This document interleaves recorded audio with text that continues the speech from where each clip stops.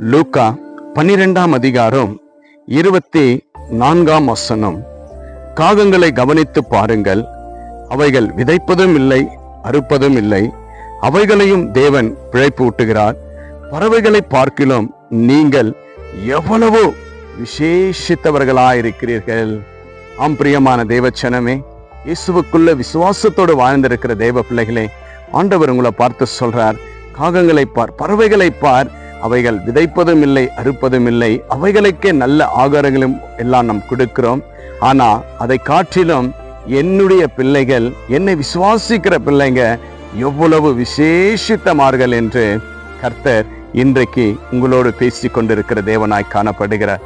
எனக்கு அன்பான தேவ பிள்ளைகளை, இந்த ஆன்லைன்ல பார்த்து கொண்டு கேட்டுக்கொண்டிருக்கிற தேவ ஜனமே, ஆண்டவர் உங்களை பார்த்து தான் சொல்றார், எதை குறித்தும் நீங்க கலங்காதீங்க. எனக்கு அது இல்லையே, இது இல்லையே, எனக்கு ஒரு வீடு இல்லையே, எனக்கு ஒரு பங்களா இல்லையே, கார் இல்லையே, எனக்கு ஒரு வண்டி இல்லையே, இப்படின்னு அநேக காரியங்களை குறித்து எதை குறித்தும் கவலைப்படாதீங்க.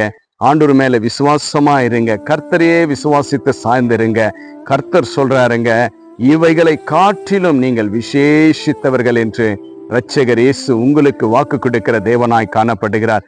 பிரியமான தேவச்சனமே, இயேசப்பா நம்முடைய தகப்பனாய் காணப்படுகிறார், நம்முடைய தேவனாய் காணப்படுகிறார், நம்மளை விசேஷமாய் கவனிக்கிற தேவனாய் காணப்படுகிறார். இந்த உலகம் உங்களுக்கு கொடுக்குமோ இல்லையோ, உங்க உறவு உங்களுக்கு கொடுக்குமோ இல்லையோ, ஆனா இரட்சகர் இயேசு சொல்றாருங்க, நான் உனக்கு செய்கிற ஆசீர்வாதங்கள் ஒருபோதும் தடைப்படாது.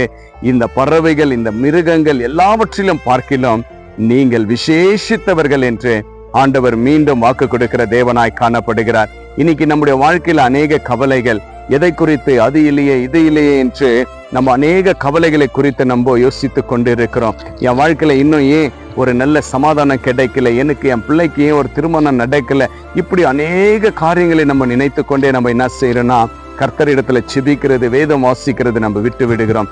ஆனா ஆண்டவர் சொல்றார், பிரியமான தேவச்சனமே, மகனே மகளே, ஏன் கலங்கி கொண்டு இருக்கிற, ஏன் நீ துக்கப்பட்டு இருக்கிற, நான் தான் இவைகளை காட்டிலும் நீ விசேஷத்தை என்னுடைய பிள்ளை என்று நான் சொல்லுகிறேனே, என்னை விசுவாசி, என்னோடு கூட இரு என்று இயேசு உங்களை பார்த்து சொல்லக்கூடிய ஒரு வார்த்தையா இருக்கிறார். கர்த்தர் நம்மோடு பேசுகிற தேவனாய் காணப்படுகிறார். பிரியமான தேவச்சனமே, நம்ம விசேஷத்தர்களாக காணப்படுகிறோம். இந்த உலகத்துல, குடும்பத்துல, உறவுல, நம்ம அக்கம் பக்கம் இருக்கிற இடத்துல நம்ம விசேஷத்தர்களா ஏதோ ஒரு இல்லாம ஒரு தள்ளப்பட்டவர்களா இருக்கலாம். ஆனா கர்த்தருடைய பார்வையில நீங்களும் நானும் அவருடைய பார்வையில விசேஷத்த தேவ பிள்ளைகளாய் காணப்படுகிறோம்.